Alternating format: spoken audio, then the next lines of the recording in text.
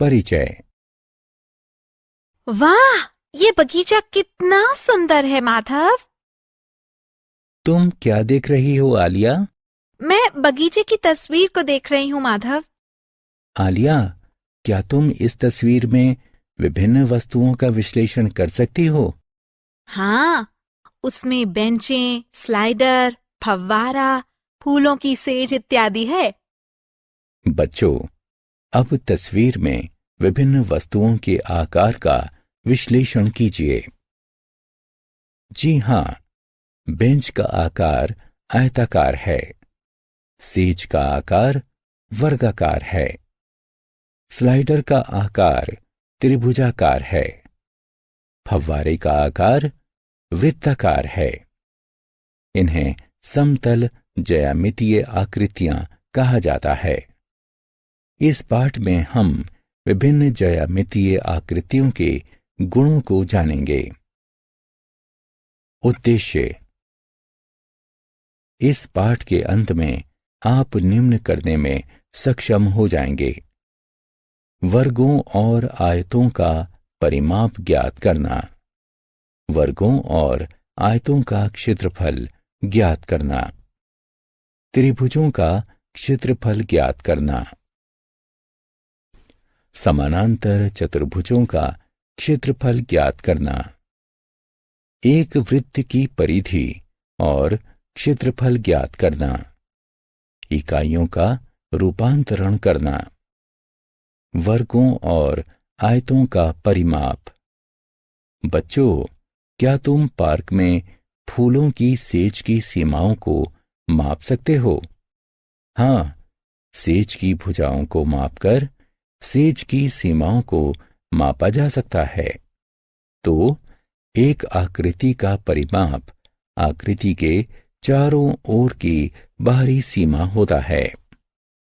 अतः वर्ग का परिमाप वर्ग की भुजाओं का योगफल होता है। शायद आप समझ गए हैं कि परिमाप क्या होता है।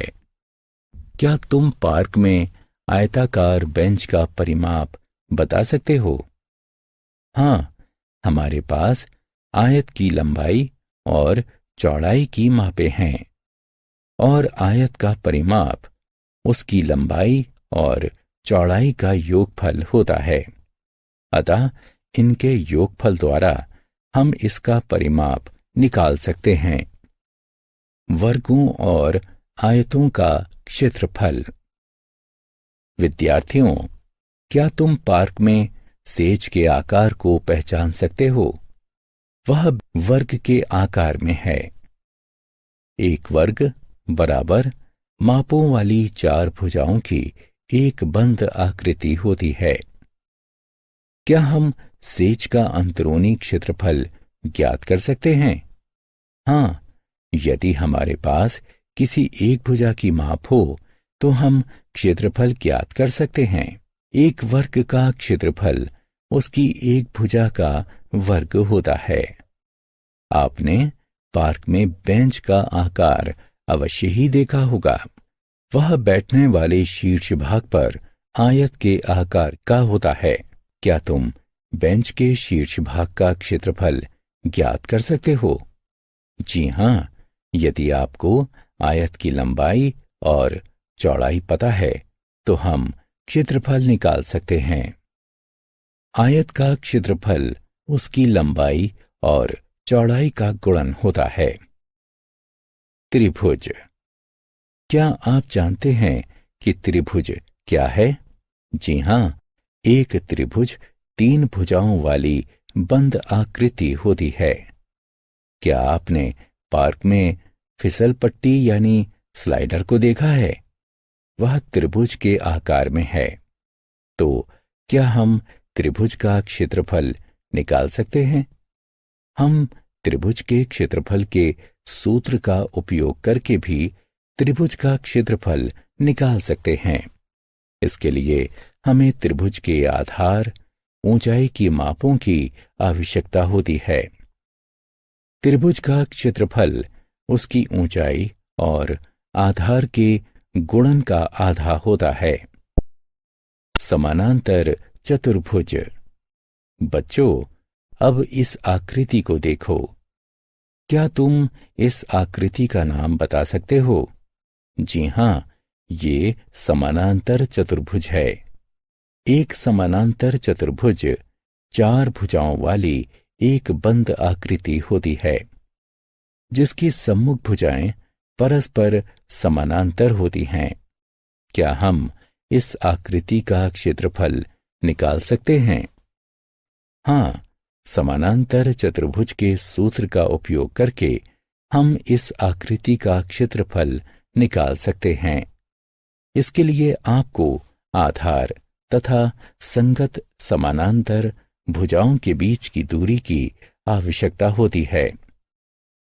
एक समानांतर चतुर्भुज का क्षेत्रफल उसके आधार तथा समानांतर भुजाओं के बीच की दूरी का गुणन होता है, अर्थात समानांतर चतुर्भुज की ऊंचाई। वृत्त। बच्चों, क्या तुमने फव्वारे का आकार देखा है? फव्वारा वृत्त के आकार में है।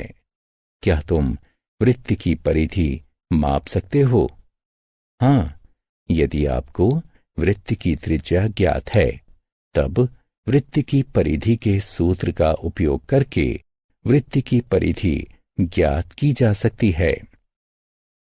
वृत्त की परिधि एक वृत्तीय क्षेत्र के चारों ओर की दूरी होती है। दूसरे शब्दों में, यह वृत्त की सीमा रेखा होती है।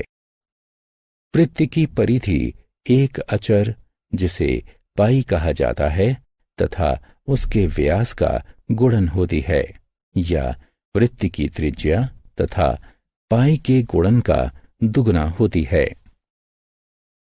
बच्चों, तो क्या हम वृत्त का क्षेत्रफल भी निकाल सकते हैं? हाँ, यदि हमें वृत्त की त्रिज्या की माप ज्ञात हो, तो हम वृत्त का क्षेत्रफल ज्ञात कर सकते हैं। वृत्त का क्षेत्रफल वृत्त की त्रिज्या तथा पाई के गुणन के बराबर होता है, या हम वृत्त के क्षेत्रफल को व्यास के पदों में भी व्यक्त कर सकते हैं। हमें ज्ञात है कि वृत्त की त्रिज्या व्यास की आधी होती है, तो इस स्थिति में वृत्त का क्षेत्रफल व्यास के आधे के वर्ग तथा पाई के गुणन के बराबर होता है। इकाइयों का रूपांतरण। हमें ज्ञात है कि 1 सेंटीमीटर में 10 मिलीमीटर होते हैं। 1 मीटर में 100 सेंटीमीटर होते हैं। 1 किलोमीटर में 1000 मीटर होते हैं और 1 हेक्टेयर में 100 मीटर होते हैं। कभी कभी हमें बड़ी इकाइयों को छोटी इकाइयों में बदलने की आवश्यकता पड़ती है। अब हम इकाई प्रणाली की मूल बातों को जानते हैं, तो हम निम्न प्रकार से बड़ी इकाइयों को छोटी इकाइयों में बदल सकते हैं। सारांश।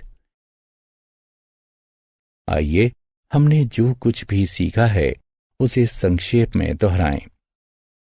वर्गों और आयतों का परिमाप, वर्गों और आयतों का क्षेत्रफल, त्रिभुजों का क्षेत्रफल, समानांतर चतुर्भुजों का क्षेत्रफल, एक वृत्त की परिधि और क्षेत्रफल, इकाइयों का रूपांतरण।